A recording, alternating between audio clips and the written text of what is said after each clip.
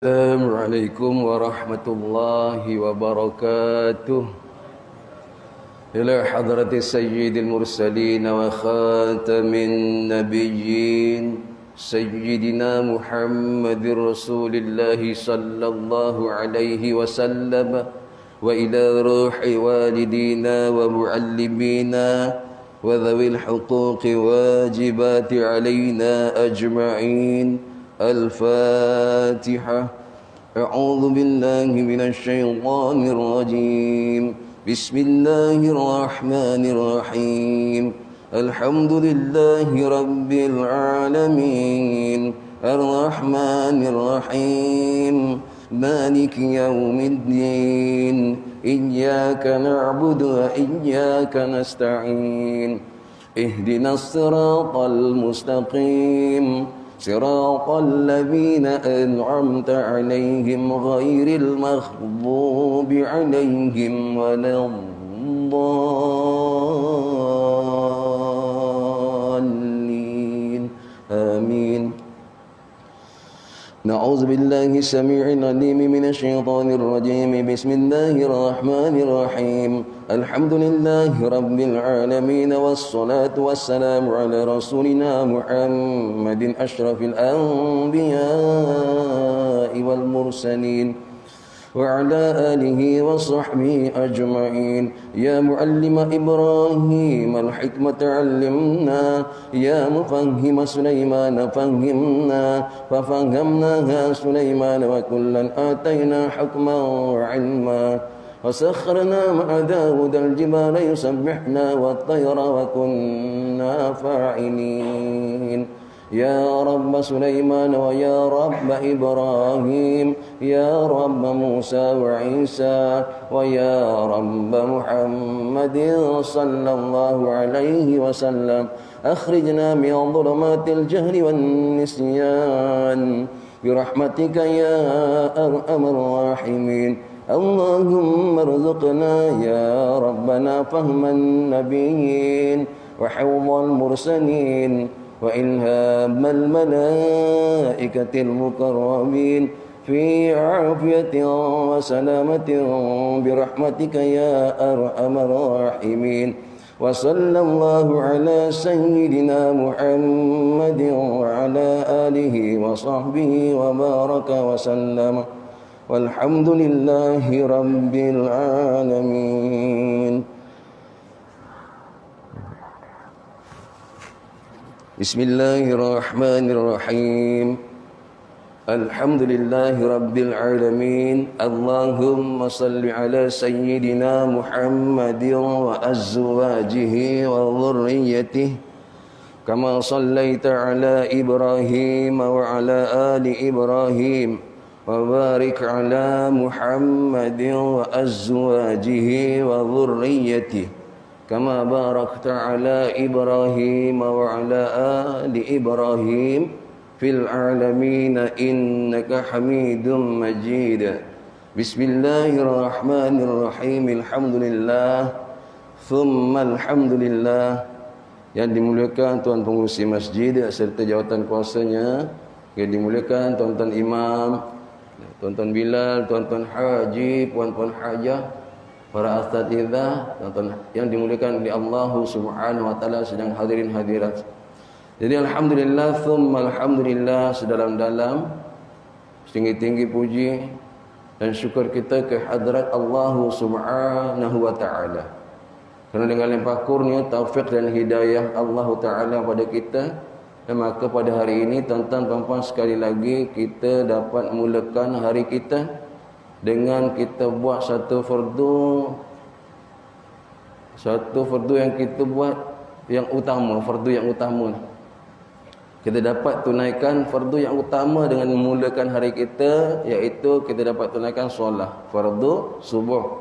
Kemudian itu Allah Taala pilih kita lagi dalam kita solatkan fardu subuh itu, kita dapat ikut cara Nabi sallallahu alaihi wasallam. Apa caranya? Iaitu berjamaah di mana tempat azan diazankan. Ya tuan-tuan yang dimuliakan oleh Allah Taala, ini insan terpilih. Tidak semua yang namanya manusia, tidak semua yang namanya orang Islam Tidak semua yang namanya orang beriman kepada Allah, Allah pilih. Tak semua. Jadi bersyukurlah hari ni Allah pilih kita pagi ni tak jadi hamba yang taat. Allah pilih kita, taat ni apa, sembahyang. Kita mulakan hari ni. Hari apa ni hari ni? Hari Rabu. Mulakan hari Rabu dengan kita hari ni taat kepada Allah. Mulakan hari Rabu hari ni pagi hari dengan kita ikut sunnah Nabi sallallahu alaihi wasallam. Yang nanti mudah-mudahan bila kerja kita laksanakan ikut cara Nabi sallallahu alaihi wasallam, nanti di hari kebangkitan ya Nabi kenal kita, sini kenal aku, sini aku kenal kau sebagai umat. Kerana apa hari ni? Ada amalan Nabi dalam hidup kita. Kalau amalan yang Nabi buat tu tak ada, sunnah-sunnahnya tak ada, macam mana nak dikenalkan? Tuan-tuan sekali, Allah Ta'ala setakat taat perintah Allah belum letak satu kejayaan. Kerana ulama kata apa yang biasa saya sebut tu, kat masjid sini pun ada sebut. Saya, tuan-tuan, puan-puan semua sekali, kejayaan kita dalam agama ni nak sempurna macam mana? Kejayaan kita ni dalam agama ni, kita kena taat perintah Allah. Taatnya macam mana? Ikut cara Nabi sallallahu alaihi wasallam. Itu kejayaan. Kejayaan kita dalam amalkan agama ni sejauh mana? Mana banyaknya kena taat perintah Allah. Belum lagi. Ikut cara siapa? Ikut cara insan yang mulia yang Allah utuskan kepada dunia ini yang namanya Muhammad sallallahu alaihi wasallam. Ya alhamdulillah pada hari ini Allah pilih kita, ya Allah beri kita kemampuan, kesihatan, kekuatan dan sebagainya lah. Untuk hari ini kita gunakanlah apa yang Allah Taala kurniakan yang sementara itu kepada kita, dekatkan kita diri kita kepada Allah ikut cara Nabi sallallahu alaihi wasallam insya-Allah. Jadi sebut oleh Sayyidina Uthman, hadis an Sayyidina Uthman bin Affan. Dalam hadis inilah radhiyallahu anna Nabi sallallahu alaihi wasallam qala man shallal isya. Ini tuan-tuan, hadis ini tawaran daripada Allah Subhanahu wa taala, daripada Nabi sallallahu alaihi wasallam. Tawaran daripada Allah Subhanahu wa taala telah sampainya kepada kita daripada Nabi sallallahu alaihi wasallam. Hadis yang diriwayatkan oleh Sayyidina Uthman. Apa disebut? Ni yang kita hari ni patut ambil berat. Patut hari ni kita usahakan untuk dapatkan perkara ini. Kerana perkara ini nilainya bukan hanya di dunia, malah di akhirat sana. Ya tak? Jadi hari ini sungguh-sungguh mudah-mudahan kita dapat perkara ini. Apa disebut man shallal isya? Siapa yang dapat solat isya? Kan biasa ustaz-ustaz sebut tu man shallal isya'a. Siapa yang dapat solat isya itu fi jamaah, dalam keadaan dia berjamaah, faka'annama qama, adalah dia itu seumpama dia beramal nisful lail, separuh malam. Kan biasa dengar tu, itu kan tawaran tu. Diikat dengan apa? Dengan jamaah. Siapa yang boleh solat isya berjamaah, yang dapatlah berjamaah, maka dia ni diberi ganjaran amal macam dia beramal setengah daripada malam. Nisfu lail, setengah malam tu. Panjang tu. Cuma dia nak dapat solat isya berjamaah aja. Kadang-kadang perkara inilah yang kita, yang hari ni umat lah, yang hari ni hamba lah, macam lupa pada Tuhan. Yang hari ni kita hamba lupa kepada Tuhan. Yang hari ni kita umat lupa kepada Nabi. Dan disebutkan begitu. Dan dinyatakan lagi man shalla wa man shalla subha, dan siapa yang dapat solat subuh. Ni kita dapat dah isyak semalam tu. Dapat. Balik cepat nak tengok bola.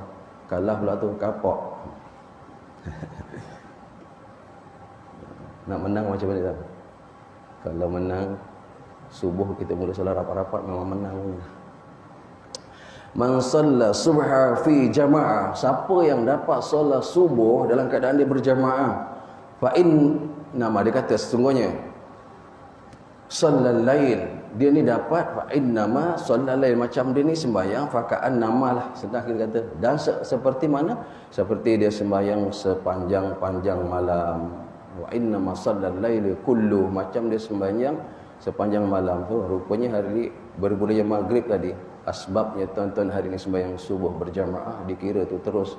Lepas maghrib tadi kita rehat sekejap, kemudian kita sembahyang isyak, kita rehat lagi, kemudian kita sembahyang subuh. Rupanya dikira penuh dah. Dipenuh berbagai ibadah. Jadi hari ini buat satu pilihan lah. Jangan tinggalkan jamaah lah senangnya. Jangan tinggalkan solat berjamaah. Mari kita kumpul-kumpul sama-sama. Kita kumpul-kumpul, jadikan satu rumpun penyapu. Saya pernah sebut kan, penyapu tu kuat kan, dia lembut ya. Tapi kuat tu tolak sampah. Hari ni kita ramai-ramai kan, kita ramai-ramai ni, lembut kita semua. Tapi ni kuat tau tolak musibah, jangan main-main. Kita ni kuat tolak musibah. Dengan syarat dia banyaklah, satu rumpun sapu, satu ikatan penyapu. Jangan 2-3 batang lidi, 2-3 ikatan lidi tak sebut sapu lah tu tak kuat. Cuba kita ramai-ramai lagi, ramailah, bangkitlah ramai-ramai. Allah panggil kita datang kan, insya-Allah musibah pergi cepat, cepatlah pergi. Sungguh. Bila musibah dah pergi cepat, fitnahnya nanti tak ada. Fitnah tak ada, wabaknya tak ada. Wabak tak ada apa lagi tuan, balak je pun hilang. Cepat-cepat kita sembahyang rapat-rapat nanti. Tuan-tuan berkali Allah Subhanahu wa taala. Hadis ni hadis riwayat Muslim. Nak cakap apa lagi? Siapa yang sembahyang isyak berjamaah, ganjarannya apa? Macam semuanya yang separuh malam. Siapa yang sembahyang subuh berjamaah, ganjarannya apa? Macam dia sembahyang sepanjang malam. Hadis riwayat Muslim. Nak kata apa lagi hari ini? Hadis itu daripada Sayyiduna Uthman bin Affan. Dia dengar Nabi sami'atu Sayyidina Uthman. Aku dengar Nabi sebut begitu. Sebab itu tuan-tuan sahabat radhiyallahu anhum ajmain sangat takut nak tinggalkan solat berjamaah. Kerana apa? Kerana kalau dia tinggal dia rugi. Rugi dia tak nak pakai. Kerana takut rugi tu nanti sampai akhirat ruginya. Kan semua orang nak untung dunia, untung akhirat. Jangan untung dunia rugi akhirat.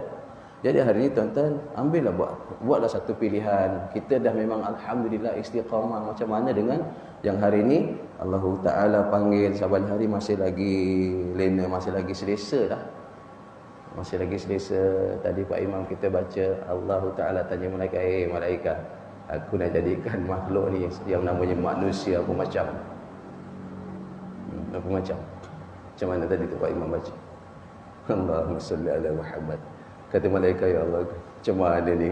Ini tak boleh jadi ni, manusia ni kerjanya apa tu? Kerjanya buat huru hara. Kerja nanti akan berlaku pertumpahan darah. Betul. Allah saja je tanya malaikat tu. Allah tahu tu. Allah kata apa? Aku lagi tahu sebenarnya. Ya Allah. Jadi buatlah insannya. Buatlah manusia yang namanya insan. Manusia kerjanya lupa je. Bila lupa saya kena ingatkan. Bila lupa kena ingatkan. Bila lupa kena ingatkan. Itu nanti besok Pak Imam akan baca lagi tu sampai ayat kalau kita diuji dengan dunia yang cantik-cantik. Kita terhanyut tak kita dengan dunia. Apa dia Allah Taala berkata? Bila dah jadi, tu ada pokok khuldi tu. Wala taqrabu. Ya. Jangan kamu hampiri hadhihi syajarah. Jangan kau dekat-dekat hampir pokok tu. Itu keindahan kecantikan dunia. Tapi hari ini Nabi Adam dengan Siti Hawa dekat pokok, dekat aja pun. Asalnya jangan dekat, bukan jangan makan. Wala ta'kulu, tak, jangan dekat. Ini perkara-perkara tak baik, jangan dekat, nanti buat jahat. Nanti buat perkara tak baik. Wala taqrabu hazihi syajarah. Jangan kamu dekat. Bila dekat dia jadi. Syaitan memang kerjanya gila-gila. Dia akan habiskan, sesatkan. Ini sampai dia pun janji sampai hari kiamat kan. Dia akan kerjakan kita habis-habisan. Sebab apa?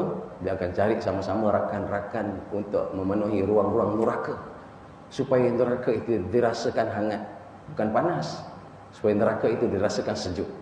Dia akan cari seberapa ramai yang boleh untuk sama-sama duduk dalam neraka. Kerana dia tahu dia ahli neraka. Syaitan ni, dia tahu dia ahli neraka. Dia akan cari kawan seberapa ramai supaya neraka akan jadi sejuk. Tuan-tuan, ini fikir dia punya kepala otak dia lah. Jadi takkan hari ni kita nak cari jalan-jalan sama-sama nak menyejukkan neraka. Tidak mungkin neraka akan sejuk. Rujuk lagi Quran, apa bahan bakarnya? Waquduhan nas wal hijarah. Barang bakaran tu manusia dan batu-batu. Bila dimasukkan manusia makin panas betul. Bila dimasukkan batu-batu makin panas, itu takkan makin sejuk. Syaitan betul lah. Jadi dia akan cari sekarang ni, walaupun dia dah tahu tu. Dia cari nak jerumuskan kita sama-sama dalam neraka. Dia memang itu sifat dia. Jadi jaga-jaga kita.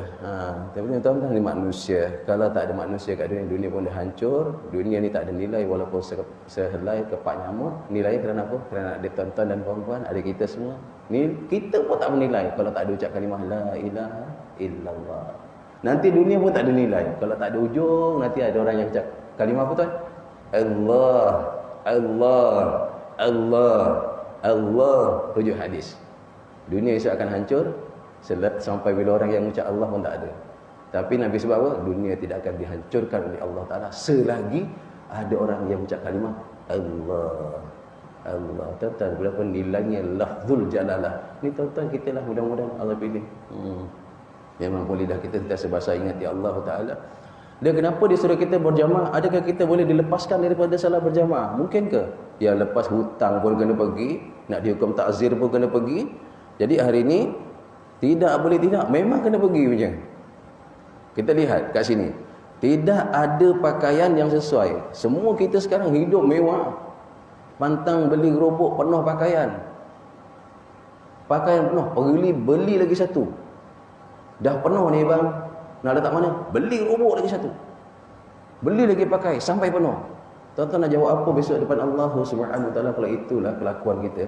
Ialah manusia kan hidup nak benda yang baru, benda yang cantik. Sekarang kan kita nak jalan ke zaman pembaharuan. Nak yang baru, belum tentu yang baru tu betul. Baik kita yang ambil yang buruk dulu lagi betul. Amalan Nabi kita kata amalan tu dah lama dah buruk, tak betul tu. Amalan sahabat itu dah lama dah, buruk dah, tak betul. Tak. Yang lama tu dah tuan-tuan, yang membawa kita kejayaan, menjaga kita hari ini. Jadi hari ini, adakah orang sekarang tak ada pakaian ke? Kau tak pergi solat berjamaah tu. Aduh ya Allah. Tidak ada pakaian yang sesuai dipakai untuk solat berjamaah. Ini sesuai semuanya. Mana ada tak ada pakaian sekarang? Sekalipun ia memiliki pakaian yang boleh menutup aurah untuk solat, tetapi sekiranya pakaian itu tidak sesuai bagi dirinya, maka ketika itu ia dikira uzur dari menghadiri solat berjamaah. Kita lihat apa uraian bawah tu. Oleh itu boleh diambil pengajaran sekiranya sudah menjadi kebiasaan seseorang itu pergi menunaikan solat berjamaah dengan hanya berpakaian yang hanya cukup untuk menutup aurat saja, maka tidak menjadi satu keuzuran baginya sekiranya ia tidak mempunyai pakaian yang lebih lengkap dari itu. Tuan-tuan pernah nampak tak orang sembahyang pakai baju apa? Pakai baju bukan baju t-shirt tu, baju perat. Apa yang cakap tu? Baju gantung tu, yang sebatang. Apa tu? Nah, kalau baju t-shirt biasa tu kira sempurna lagi. Lagi tak pakai baju pun ada. Orang ini kalau dia biasa sembahyang tak pakai baju, dia tak boleh bagi alasan tak ada pakaian. Dia kena pergi sembahyang berjamaah walaupun tak pakai baju. Memang dia sembahyang biasa tak pakai baju. Tapi kalau orang yang biasa sembahyang baju jubah, memang dia pakai. Itu memang pakaian dia untuk dia solat berjamaah. Hari ini cari baju jubahnya semua 10 helai semua dibasuh, isterinya basuh semua. Semua tak kering lagi. Yang ada baju t-shirt, dia ni tak pergi tak apa dah. Sebab ini bukan pakaian biasa dia pergi sembahyang. Begitu. Tapi sekarang dah semua ada pakaian lah. Yang tak pergi banyak jubah tu. Beberapa kali pergi Mekah, tak adalah saja je. Ini Allah panggil lah, kepala pada segala ibadah ni sembahyang. Sembahyang ni kalau cantik dah. Apa kata Nabi sallallahu alaihi wasallam ya dalam hadis? Awalu, kan bisa dengarkan. Awalu ma yuhasabu bihi 'abdun yaumal qiyamah.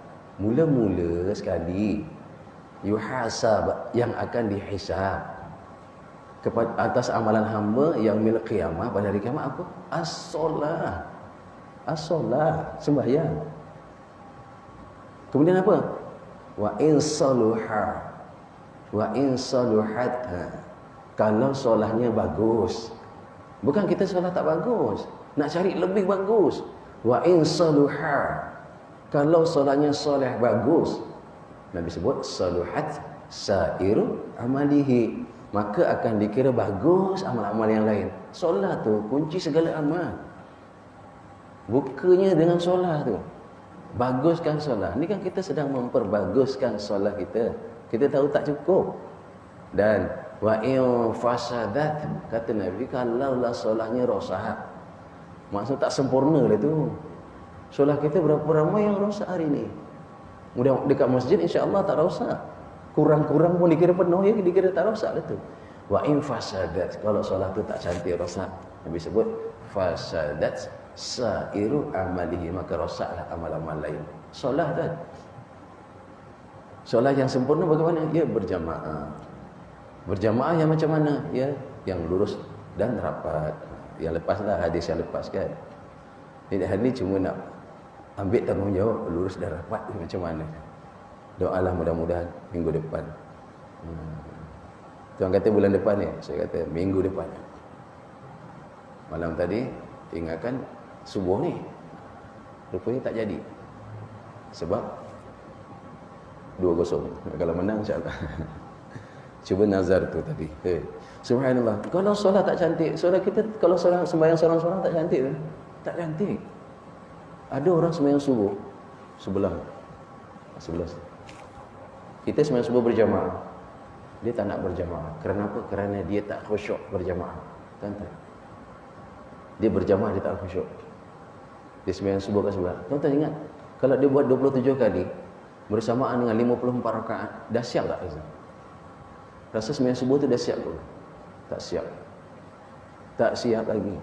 Tapi kita dah selesai dapat 27 Allah Ta'ala sediakan. Tuan tak nak ke? Tak nak ke Allah bagi juga. Rahmat sayang yang Allah bagi dah. Saya nak sembahyang berjamaah tapi saya tak nak ganjaran 27. Allah bagi. Tuan-tuan. Saya nak sembahyang, saya tak nak 27. Allah bagi. Tapi orang yang sembahyang 27, dia nak sama dengan orang yang sembahyang subuh tu, Allah tak bagi. Tuan-tuan rujuk hadis ya, dalam hadis kan. Kenapa? Bila ditanya tentang sembahyang 27 ni, dia tak dapat ganjaran berjamaah kerana apa? Kerana dia terlepas daripada amin para malaikah. Tuan ada hadis. Nabi sebut apa? Idza ammanal imam, kalau imam sebut amin. Kan kita pernah dengar tu? Fa aminu. Kamu sebutlah amin. Itu belum sampai kepada ki dia tu, belum lagi tu. Nanti apa dicerita kat situ? Wa in man wafaqa.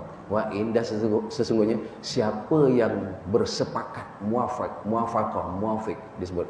Wa in man wafaqa ta'minul imam. Siapa yang muafakat aminnya dengan amin imam, itu disebut apa? Ta'minul malaikah. Amin tu aminnya malaikah. Hari ini nak sebut amin, bila nak jemput amin dengan malaikah? Sembahyang lah tu, dalam sembahyang. Dan siapa yang amin dia sama dengan aminnya malaikah, ghufira lahu ma taqaddama min dhanbihi. Nabi kata apa? Allah ampunkan dosa-dosa dia yang lalu dan ya Allah. Mana nak dapat? Jadi kalau hari ini kita sedia buat seorang-seorang untuk 27 kali nak challenge dengan orang yang sekali sembahyang zuhur, dia seorang ni ada kekuatan, dia kata dia sihat, dia mampu, dia boleh buat 27 kali, belum tentu dapat lagi. Kerana apa? Dia tak dapat keberkatan solat berjamaah. Dia telah tinggal 3. Satu apa? Dia tinggalkan berjamaah. 2, dia tinggalkan saf. Macam mana buat saf? 3, ya, dia tinggalkan saf lurus. Dan apa? Yang ketiga, dia tinggalkan saf rapat. Dia terus tinggal terus. Dia tak dapat bina saf, dia tak dapat saf lurus, dia tak dapat saf rapat. Orang yang sembahyang, kalau safnya tak lurus, hidup dia nanti akan berbalah. Tuan-tuan, bukan kita je, masyarakat akan berbalah dengan sebabnya saf di masjid tak lurus. Tuan-tuan, kita tunggu. Begitu sekali kelebihan solat berjamaah. Kita akan dilepaskan, akan jauh daripada rahmat kasih sayang Allah kalau saf tak rapat. Itu hadis. Jadi kita tunggu ni. Kalau saf tak mau rapat, mungkin ustaz lain pun sebut tu. Jadi hari ini tidak boleh tidak, solat berjamaah saja. Dah tak dapat rapat tak apa, datang je berjamaah. Habis berjamaah tak dapat rapat ustaz, tak apa, datang aja berjamaah. Doa ramai-ramai, nanti dapat tu insya-Allah. Kan saya kata tadi, jadikan kita sebagai penyapu ramai-ramai. Senang nak menyapu kekotoran sampah. Jangan jadi kita macam Didi, tak pergi-pergi dah sampahnya. Jadi akhirnya ramai-ramai, ikatannya dah ada. Nama ikatan itu masjid. Nak diisi berapa orang? Isi 3 orang. Ikatannya besar, isinya kecil. Nak diisi 10 orang, ikatannya besar, isinya sikit. Nak diisi 1000 orang, ikatannya besar, boleh muat 5000, isinya sikit, kececer lidi dia. Jadi hari ini tidak boleh tidak, bangkitlah kita, sahutlah panggilan Allah, hidupkan sunnah Rasulullah. Allah panggil kita datang, aku sediakan masuk untuk engkau ya Allah. Hari ini kumpul-kumpul ramai-ramai, insya-Allah musibah pergi. Itulah cara nak menyapu musibah. yang Allah turunkan macam hujan sekarang bersepah kat depan kita. Bersepah di sekeliling kita.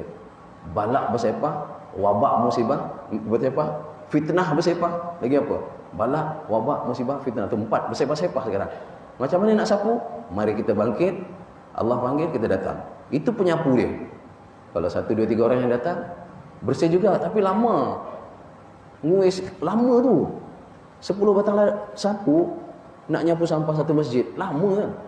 Dunia ni turun macam-macam sekarang lah. Penyakit macam-macam. Balak musibah macam-macam. Macam nak sapu tu kan? Bangkit aja, Allah panggil, kita datang. Allah panggil, kita datang. Itu penyapu dia. Tarik rahmat Allah, pergi musibah Allah.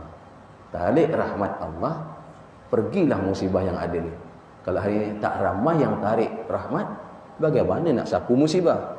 Sebab itu kita biar nanti tuan-tuan, kita tunggu lagi. Kenapa? Kerana hari ini kita tidak buat satu jalan. Yang hari ini kita rasa jalan itu patut diikut, kita tinggalkan. Ramai orang Islam tahu sekarang, bila azan subuh, as-salatu khairum minan naum. Solat lebih baik daripada tidur. Berapa ramai yang Allah Ta'ala beri kekuatan, kemampuan. Masa telah disediakan, tempat dah ada dah, ruang ada, tak nak isi peluang. Masa ada, tak nak ambil kesempatan. Sehat ada, tak nak gunakan kekuatan sehat. Apa kita nak jawab soalannya besok? Quran pun dah kata rokok bersama orang rokok. Dalam hadis pun Nabi dah sebutkan, keberuntungan ni hari ni tak nak diraih, tak nak diambil. Jamuan lazat dah ada, tak nak dimakan, tak dapat apa kita jadinya. InsyaAllah lah, mudah-mudahan tuan-tuan insan terpilih, Allah sayang tuan-tuan. Esok pagi disedarkan lagi, alhamdulillahi ahyana, sedarkan lagi, buat taat lagi. Nanti mulakan hari maghrib tu, memulanya hari, kita datang lagi. Nak buat apa kita datang ke tak? Subuh nanti mulakan pagi hari, datang lagi kita, masya-Allah. Bukan semua tuan-tuan. Syukurlah, syukur sangat. Apa cara syukur?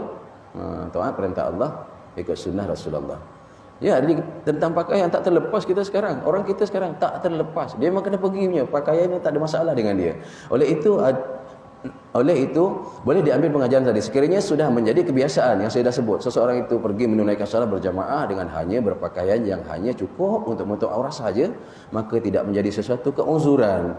Dia tak boleh dilepaskan. Dia mesti pergi. Baginya sekiranya ia tidak mempunyai pakaian yang lebih lengkap dari itu di waktu-waktu akan datang, kena pergi juga. Kalau memang dia sembahyang biasa dengan baju t-shirt saja, kalau dia tak ada jubah, dia kena pakai baju yang biasa dia pakai. Kalau memang sembahyang belengging ya, tuan-tuan, kena pergi masjid. Kalau tak ada pakaian, belengging pun dia boleh pergi. Takkan nak ngadap raja belengging. Bukan ngadap ketua kampung kan, ngadap tok imam pun kita segan tak pakai baju. Takkan ada Allah tak pakai baju. Dengan Allah tak apa ustaz, hukum fiqah pun tak apa. Lelaki antara pusat dengan lutut, apa salahnya? Memang, tapi yang kita nak hadap tu siapa? Kenapa adab kita hari ni? Masya-Allah. Nak hadap makhluk ni berkemas-kemas, bercantik-cantik, berhias-hias. Ngadap Allah sembarang ke kita? Kenapa ke kita?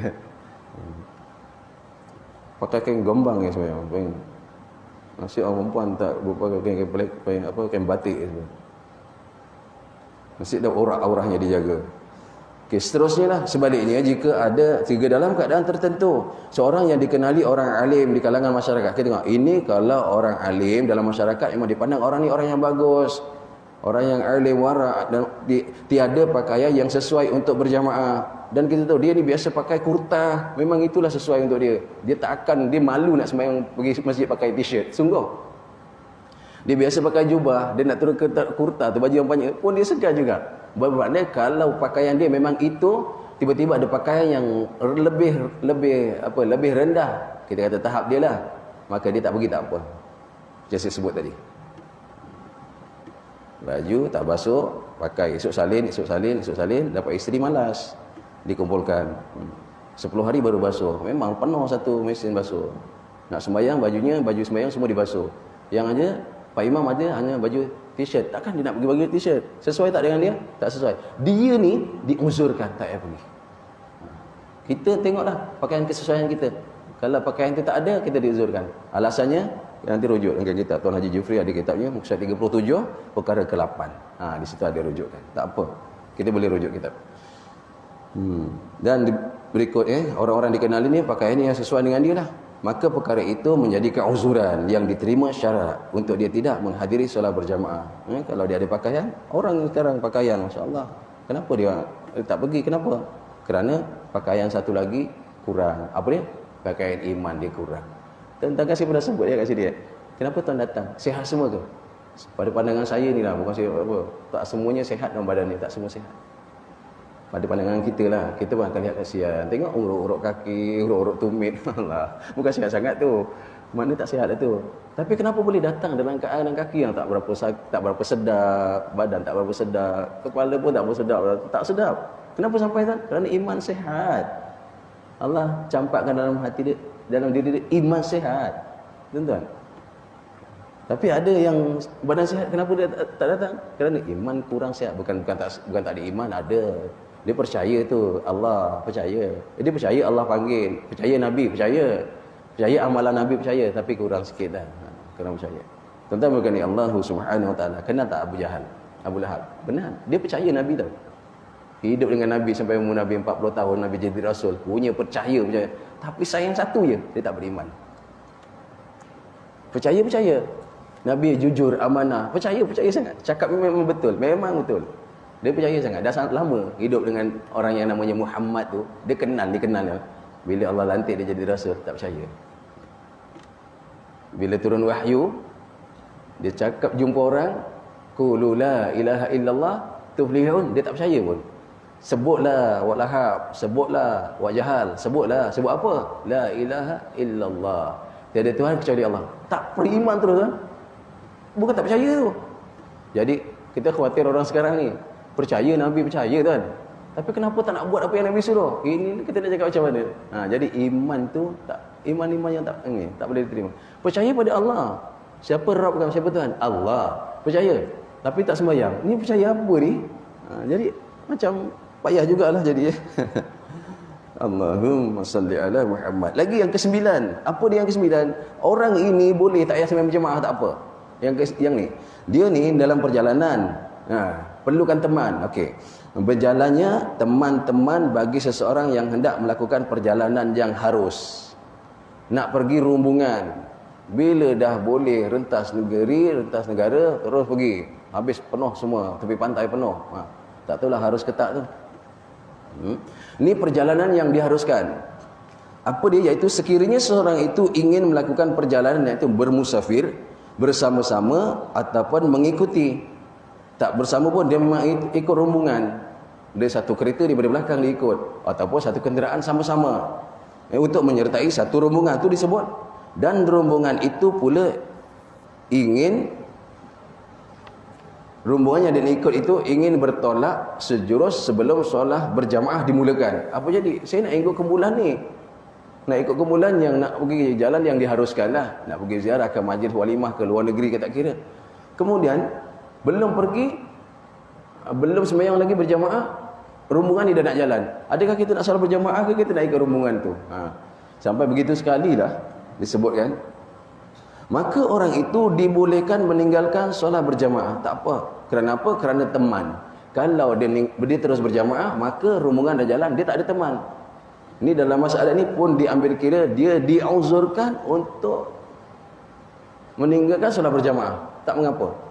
Jadi hari ini kita bukan perjalanan. Kita memang ada di tempat kita, di mukim kita.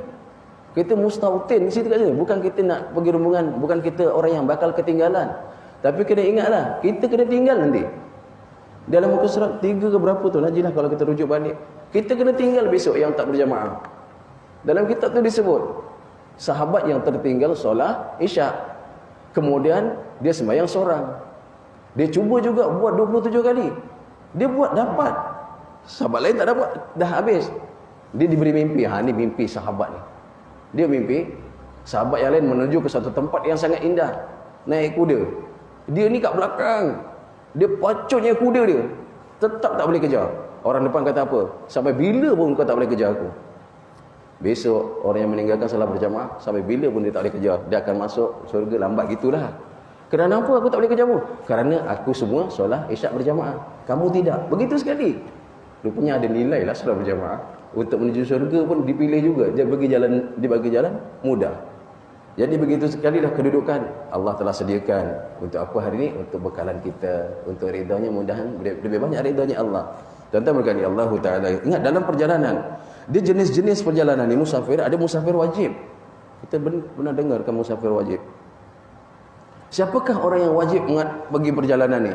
Kalau perjalanan lah, siapa dia? Orang yang ada hutang dan dia ada belanja cukup untuk bayar hutang, untuk tabang pergi dan balik, dia wajib pergi musafir. Jangan ditangguhkan hutang. Sekarang senang dah, transfer aja, tak apa. Tuan-tuan, ada orang yang diwajibkan bermusafir. Ketika bila? Ketika dia dah dapat duit untuk bayar hutang, ada tambang pergi dan balik. Ada tambang pergi dan tak balik, belum wajib. Ada tambang pergi, belum balik. Nak balik, nanti balik dia pergi duduk tepi jalan minta sedekah pula. Tak wajib, tak wajib.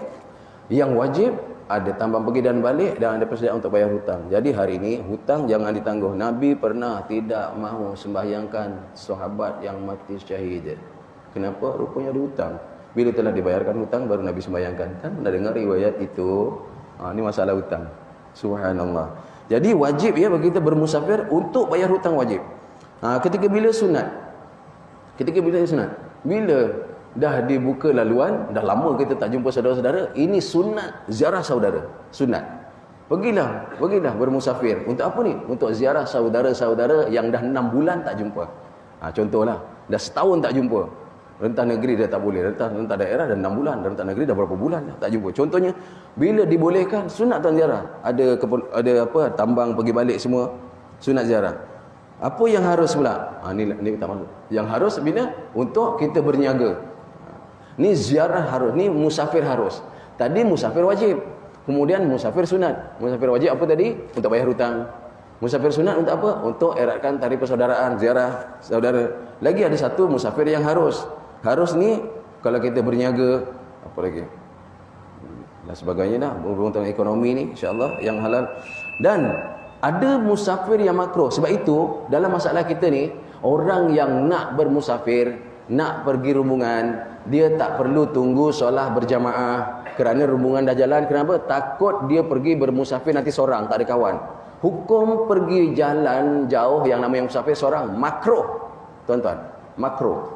Ketika bila musafir jadi makruh? Ketika dia pergi bermusafir seorang-seorang, hukumnya makruh. Banyak perkara kalau berlaku seorang-seorang hilang gitu je. Jadi tak ada apa-apa berita nanti. Jadi itu dalam masalah hukum dia.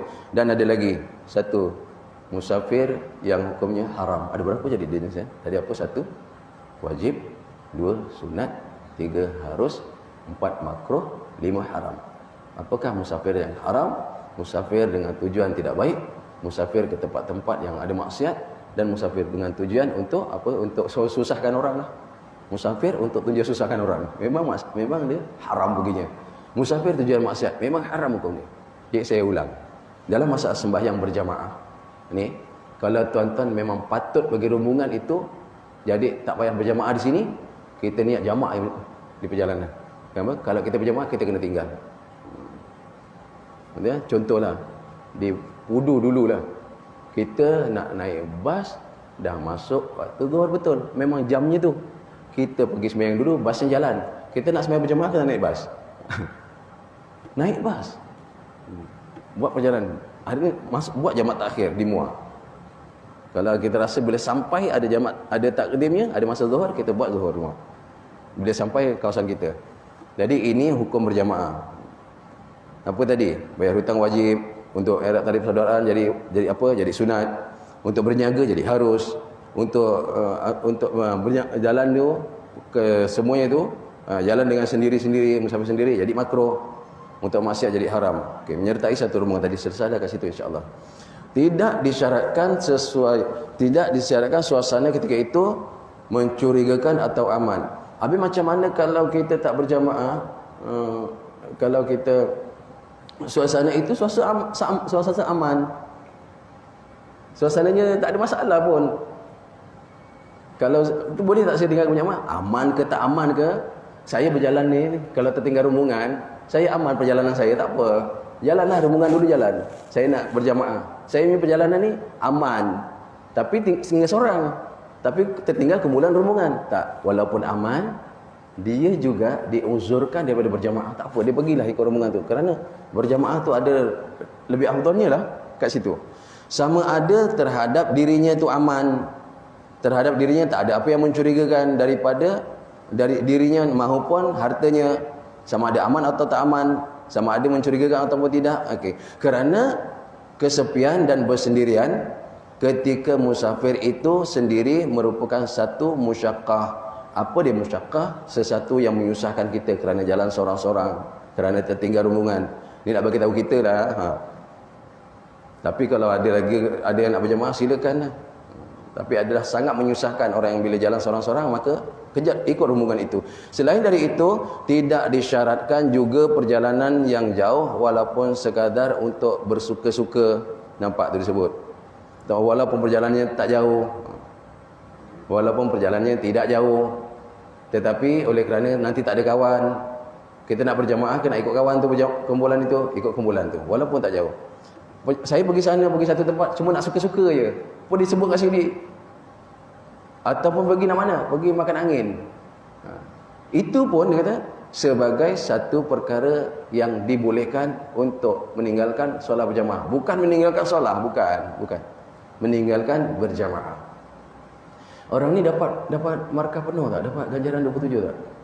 Dapat. Hadis yang lalu pun disebut, orang yang di ketika aman, dia terus buat perkara kebaikan. Orang yang di ketika aman, dia terus buat perkara kebaikan. Di ketika darurat sempit, tak aman, dia tak dapat buat, dia dapat ganjaran pahala. Tuan-tuan, orang yang hari ini, sebelum dulu kita disekat daripada datang ke masjid, kita memang orang yang sentiasa buat berjamaah, memang sentiasa. Kita memang tak nak tinggalkan jamaah. Tiba-tiba kita dihalang. Itu tak aman lah tu. Kita pun tak pergi solat berjamaah. Kita sembahyang kat rumah, memang dah tak boleh pergi pun. Kita dapat tak pahala berjamaah? Ini yang untung dapat ketika aman kita buat, ketika darurat pahala kita dapat. Begitu juga ketika sehat kita buat. Itu disebut orang yang masa sehat, dia gunakan sehat dia ni untuk dia lah, kalau dalam sembahyang dia datang masa sehat. Nanti ketika dia tak sehat, dia kata masuk waktu dia teringat, ya Allah, tak dapat berjamaah ni. Tuan-tuan, dia tetap dapat markah penuh. Kerana apa? Dia memang orang yang melazimi solat berjamaah. Orang yang bermusafir begitu juga. Kerana dia orang yang istiqamahnya berjamaah, dia dalam perjalanan dia tinggalkan berjamaah kerana sebab-sebab yang tertentu begini. Maka orang ini tetap dapat ganjaran pahala yang sama dengan sahabat kita yang berjamaah. Ini disebut dalam kitab I'anatul Talibin. Dinyatakan situ. Lagi satu insya-Allah. Boleh sikit lagi. Badan dan pakaian ataupun memakan makanan yang berbau busuk. Orang kerja makan benda busuk je, tak payah bagi berjamaah lah, nanti akan susah kan. Apa dia diuzurkan. Badannya bau, pakaiannya sentiasa bau. Kena muliakan kawan, kena ni apa? Jaga perasaan jiran ni, teman dalam jamaah. Sampai perkara yang ke-10 ni, badan dan pakaian ataupun makan makanan yang berbau busuk juga dia uzurkan. Kita lihat hadisnya. Okay. Perkara ini juga dianggap salah satu keuzuran yang diiktiraf boleh menjadi sebab untuk tidak hadir berjamaah. Apa dia? Badannya busuk, tak payah pergi. Okay. Pakaiannya busuk, tak payah pergi. Makan benda busuk, jadi busuk bau mulutnya, tak payah pergi. Diuzurkan. Okay. Yang tak ada masalah, jangan tak pergi. Ini masalah yang ada. Kita pun tak ada dalam masalah ini. Lihat hadisnya apa? An Jabir bin Abdullah anin Nabi sallallahu alaihi wasallam qala man akala min hadhi baqalah al-thawmi faqala marratan man akala al-basal, disebut wa thawma wal quratha fala yaqribanna masjidana, kata Nabi, fa innal malaika tata'adza mimma yata'adza minhu banu Adam. Hadis riwayat Muslim. Apa terjemah dia? Daripada Jabir bin Abdullah, daripada Nabi sallallahu alaihi wasallam bersabda, sesiapa yang makan sayur-sayuran seperti batang bawang putih. Batangnya ke daun dia makan. Dia bau kan, datangkan bau. Pada ketika yang lain baginda sebut pula bukan batang bawang putih. Disebut apa? Sesiapa yang makan daun bawang besar. Okay. ataupun makan bawang putih atau daun kucai. Tu disebut dalam hadis tu. Iaitu akalal batal wa thauma. Tu disebut. Ataupun daun kucai. Daun kucai bau ya? Bau. Dia bau ulam. Tapi kalau dimasak rasa dia tak bau dah. Ya, kalau bawang yang kita jadikan bahan masak dimasak tak apa. Yang ni dia sebagai ulam lah. Bawang putihnya diulam, bawang besarnya diulam, dia datangkan bau tu tak hilang tu. Maka janganlah ia menghampiri masjid kami, ini Nabi sebut ya. Sesungguhnya malaikah itu juga merasa tersinggung, masya-Allah. Rupanya dengan baju yang berbau, lagi badan yang berbau, lagi apa? Mulut yang berbau dengan sebab makanan, malaikat pun tersinggung. Tersinggung kenapa? Kerana perkara itu menyakiti anak Adam. Jadi sahabat-sahabat kita. Jadi tuan-tuan tadi, kalau nak pergi sembahyang, ya bersugi. Senangnya macam gitu dah. Orang yang sembahyang 2 rakaat dengan bersugi, lebih lagi ganjarannya, dia punya fadilatnya dia dapat apa? Berbanding dengan orang yang sembahyang 70 rakaat tanpa sugi. 2 rakaat bersugi, 70 rakaat tanpa sugi. Banyak tu. Jadi kenapa? Untuk mengelakkan daripada bau mulut dah tu. Itu rakaatan ni disebut 2 rakaat bisiwakin, dengan bersiwak, khairum min sab'ina rakaat, adalah lebih baik daripada sab'ina, daripada 70 rakaat biduni siwak. Orang yang sembahyang 2 rakaat dengan siwak adalah lebih baik berbanding orang yang sembahyang 70 rakaat tanpa siwak. Kenapa? Sunat siwak. Ada niat tak? Niatlah siwak, jangan tak niat. Niatnya apa? Pernah niat tak? Apa niatnya? Nawaitu istiyakan sunnatan lillahi ta'ala. Nawaitu istiyakan. Nun wawiyata alif sin ta ya alif kaf alif. Nawaitu istiyakan. Istiyak lah. Namanya siwak tu. Sunnatan lillahi ta'ala, sunat kerana Allah. Jangan tak niat, rugi nanti. Ganjaran pahala je besar tu. Siwak tu ada ganjaran pahala tersendiri, masya-Allah. Sampai Nabi kata, kau sembahyang 70 rakaat tak siwak kan, berbanding ada orang 2 rakaat siwak, lebih bagus lagi yang 2 rakaat itu dengan bersiwak. Jadi bergosok gigi. Habis kalau gigi palsu macam mana? Ambil gosok kat luar. Lagi ada istimewa, boleh bersiul lagi, boleh nyanyi lagi. Dengan buat apa gosok gigi? Pada macam gosok juga walaupun gigi palsu. Tak apa. Gosok juga kerana ada simpan celah-celah, okey, bau-bau makanan tadi. Lagi sebut lagi, rakaatani siwakan khairum min sab'ina rak'an bighairi siwak. Samalah hadis tu tadi. Dalam kitab ni tak disebut tuan Haji. Jadi bersiwaklah, kerana apa? Mulut yang bau itu akan menyinggung, akan menyebabkan malaikat tersinggung. Kerana apa malaikat tersinggung? Kerana kita hari menyusahkan orang yang bau mulut, bau badan, bau baju itu. Jadi sebab itu sunat bagi seseorang itu, sunatlah sunat untuk mandi ketika nak pergi solat, sunat untuk mandi ketika nak pergi solat. Ada orang yang badan kurang bau, memang tak bau, kalau mandi 2-3 hari tak mandi pun okey, tak apa. Masalah ini kurnia Allah lah. Sunat mandi sebelum pergi sembahyang. Sebab itu ketika bila sunat mandi Jumaat yang dituntut, ketika bila masuknya itu maghrib tu dah boleh, itu hari Jumaat, tapi tidak, dia masuknya lepas subuh tu sepatutnya. Itu subuh Jumaat tu. Yang dituntut ialah ketika nak pergi sembahyang Jumaat. Itu masa dia. Bukan subuh tu mandi sunat hari Jumaat, tak. Itu belum dituntut. Dituntut ketika nak pergi. Kerana apa? Nanti kita campur jamaah yang ramai di situ. Jadi baunya sedap. Pakai wangi-wangian. Itu sunat hari Jumaat. Tuan-tuan jangan tolak 3 perkara apa? Nabi tidak akan tolak langsung 3. 1, Nabi tidak akan tolak kalau diberi dia susu, Nabi tak akan tolak. 2, Nabi tidak akan tolak kalau diberi minyak wangi, takkan. Dia terima punya minyak wangi. Yang ketiga, Nabi tidak akan tolak kalau dihulurkan bantal, tak tolak. Ini hadis. Nabi tidak akan tolak 3 ni. Dia akan ambil rakyat. Kerana penatnya agaknya bila ngantuk sedapnya bantal kan. Susu Nabi tak tolak, minyak wangi Nabi tak tolak, Nabi terima terus. Dan apa lagi satu? Bantal. Takkan ditolak. Ya, adakah orang yang tak pergi sembahyang Jumaat kena mandi sunat juga? Ini boleh diambil dua pendapat. Yang tak pergi, dia nak kena mandi sunat hari Jumaat. Hari Jumaat. Mandi kena mandi ni? Mandi sunat hari Jumaat. Yang nak pergi, mandi sunat nak sembahyang Jumaat. Yang pergi tu, dia kena mandi sunat nak sembahyang. Kerana apa? Kerana kebersihan, kesucian, wangi-wangian itu. Okay. Kita habiskan sini dah. Al-Imam Khatib Asy-Syirbini mengulas dalam kitabnya Mughnil Muhtaj dengan katanya, ini sekiranya sukar untuk menghilangkan bau busuk itu dengan basuhan atau dengan mandi.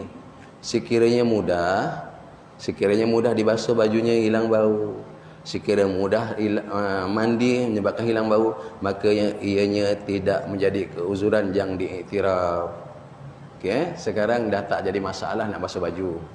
Sekarang dah tak jadi masalah dengan air nak mandi. Tak ada masalah dah sekarang. Maka dia tetap solat berjamaah. Dulu mungkin sukar nak jumpa air, baju berbau. Dulu mungkin sukar nak jumpa air, badan berbau. Sekarang dah mudah jumpa air. Jangan jadi alasan baju berbau. Baju satu berbau, ada 21 lagi baju. 21 lagi. Baju satu, 21 lagi menunggu. Tak bau? Okey. Badan berbau. Sekarang dah macam-macam apa wangi. Apa? Sabun pewangi. Saya pun tak pandai nak sebut nama pewangi lah. Odorono. Odorono tu bukan pewangi kan. Tentang kasih Allah Ta'ala. Sekarang ni tak ada satu alasan pun kita boleh pakai. Tentang pakaian. Tak ada alasan pun. Apa tentang badan yang busuk? Tak ada alasan. Kerana apa? Sekarang adalah setelah sampai masanya perkara itu mudah untuk diuruskan. Mudah untuk basuh pakaian hilang bau. Mudah untuk mandi hilang bau. Dah tak ada lagi alasan dah. Maka tidak menjadi keuzuran yang diiktiraf. Kalau dia kata saya tak pergi kerana apa? Badan saya bau. Tak diterima, tak diiktiraf. Kerana sekarang dah mudah untuk mandi hilang. Okay? Dan berikutnya begitulah pada pakaian. Dah tak boleh jadikan alasan dah. Bahkan hendaklah ia membersihkan diri dan bergegas pergi menunaikan solat secara berjamaah. Tidak boleh tidak. Juga dapat diambil pengajaran bahawa dikira sebagai keuzuran juga ialah dia kata al-bakhar ni. Kita sebut bukhar kat rumah kan pasang usah kabin tu bakhur setanggi. Yang bau tu rasap. Bakhur lah. Ada tulis bakhur, ada tulis bukhar, kan? Okey. Bau busuk mulut yang datang daripada perut. Disebut ke situ pula. Kita tengok bawah. Dan begitu juga as-sunanu, iaitu bau busuk ketiak yang amat sangat. Pendalilannya adalah secara kias auliya. Daripada atas dah. Kelas alawi tadi ambil daripada dalil atas. Kalau bau memang tak hilang, mandi datang bau. Ini tak apa. Mandi boleh hilang, pergi berjamaah. Tuan-tuan. Kita macam inilah. Sekarang macam dah tak ada lagi lah uzur-uzur ni untuk tak boleh berjamaah. Adapun mengenai penyakit kusta. Yang namanya juzam. Jim dan mim. Situ. Dan sofa yang namanya baras. Al-Imam Zarkashi berpendapat kedua-dua penyakit itu juga dikira sebagai keuzuran yang diterima. Kenapa tak pergi? Saya kusta. Kenapa tak pergi? Kerana baras. Sofa. Tak payah pergi. Ini adalah kerana ianya lebih mengganggu jamaah yang lain. Nak pergi boleh tak? Boleh nak pergi. Cuci bersih-bersih. Namun di sini Imam Zarkashi kata kusta pun diuzurkan. Selalu kan kita minta doa apa tu? Pak Imam doa tadi doa sana. Allahumma inni, tadi doa lah. Allahumma inna a'udzubika minal baras. Kan pernah doa tu kan? Ya Allah, engkau jauhkan aku ya Allah. Daripada apa? Daripada penyakit sopak. Doa. Itu doa yang diajar tu. Allahumma inni a'udzubika minal baras. Ya Allah, engkau jauhkan aku ya Allah daripada penyakit sopak. Dan disebut apa lagi? Wal juzam. Apa dia juzam? Iaitu penyakit bukan juzam. Wal junun dan penyakit gila. Minta doa. Daripada termasuklah, bukan gila nak kata dah. Termasuklah orang yang apa? Orang tua yang tua tak mana? Nyanyuk. Doa supaya jangan juzam tu gila. Masuklah, jangan sampai ada penyakit nyanyuk. Jangan. Allah, payahnya ya Allah. Wal juzam, ada tiga tu. Satu, baras. Dua, junun. Tiga, juzam. Doa. Allah jauhkan aku daripada penyakit sopak. Allah jauhkan aku daripada penyakit gila. Allah jauhkan aku daripada penyakit juzam. Apa dia? Juzam iaitu penyakit kusta. Dan tuan-tuan, hari ini tadi kita mula tadi tu baca bismillah tak? Baca insya-Allah. Sebab apa dah? Mana disebut dalam hadis? Kullu amrin, setiap kerja kita, kullu amrin, setiap apa yang kita buat, dhibalin yang kita nak lakukan, la yubda. Dalam hadis tu, la yubda, kita tak mulakan fihi, kita tak mulakan pada mula kerja tu bi bismillahirrahmanirrahim. Kata Nabi apa? Fahwa aqta, maka apa yang kita buat hari ni terpotong, terputus. Jadi nak kata sia-sia tu tak sia-sia juga. Ada manfaat mudah-mudahan. Terputus, tak dapat dia punya ganjarannya. Kerana apa? Tak mula bismillah. Tuan-tuan, tentang juzam tadi itulah. Dan satu lagi disebut dalam hadis yang lain, fahwa abtar. Apa abtar? Tak datang manfaat, tak dapat apa-apa. Kerana kita tak mula dengan bismillah. Lagi satu, fahwa ajzam. Tuan-tuan, ini yang saya nak sebut. Nabi kata siapa yang memulakan satu pekerjaan, dia tak mula dengan bismillahirrahmanirrahim, maka pekerjaan itu terpotong. Tak ada keberkatan dia, tak ada dia punya apa, kebaikannya tak dapat, rugi kita. Dan Nabi sebut dalam hadis lain, bahwa abtar alif bataro, sama jugalah tu. Dan disebut betapa cacatnya kerja kita kalau kita tak sebut bismillah, sampai Nabi kata ajzam. Ajzam tu macam sakit, dia sakit kusta. Rosaknya sakit kusta pada badan, begitulah rosaknya amal kita yang tak mula dengan bismillahirrahmanirrahim. Tuan-tuan, ingat baik. Bagaimana cara dia? Iaitu bismillah, dengan namamu ya Allah. Apa dia? Dengan barakah namamu yang Ar-Rahmanir-Rahim, aku mulakan. Dengan namamu yang dua, Ar-Rahmanir-Rahim, aku mulakan. Mulakan apa? Mula belajar, mula menulis, mula membaca, mula nak pakai baju. Rupanya ada keberkatan dia. Jadi itu hadis yang sahih. Nabi sebut, kalau amal yang baik-baik tak mula dengan bismillah, Nabi kata, aqta, terpotong, tak dapat dia punya keberkatannya. Wahwa abtar, yang lagi diibaratkan apa?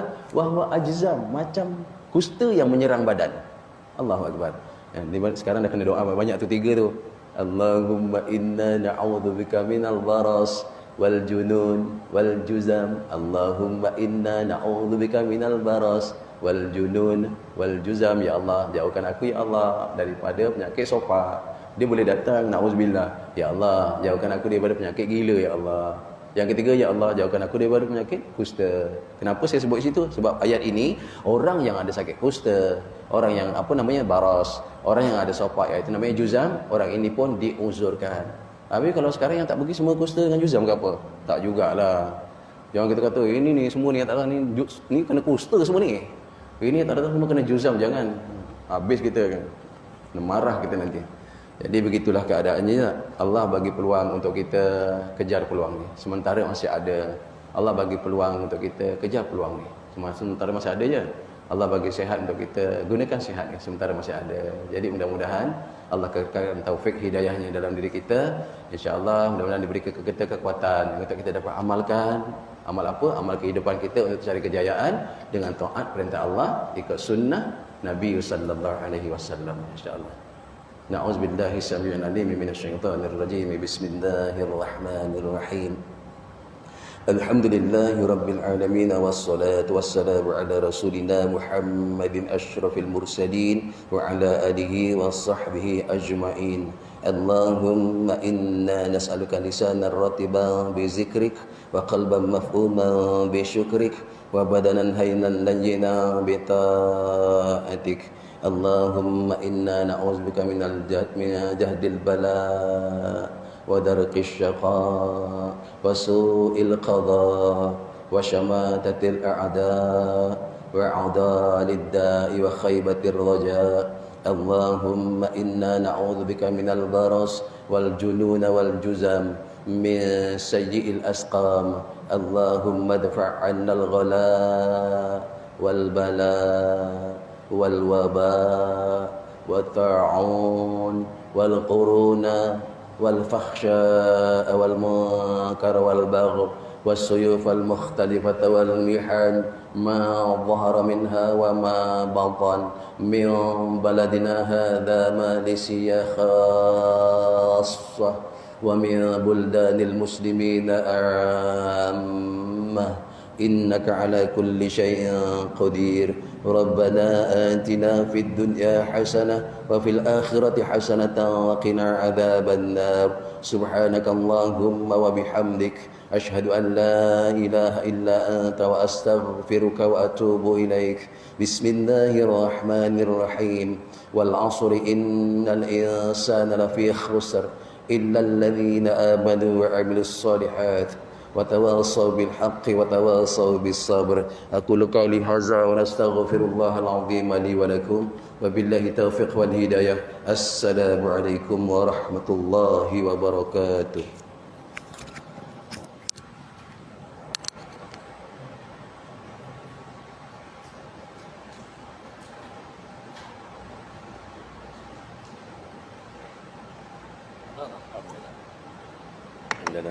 Terima kasih banyak.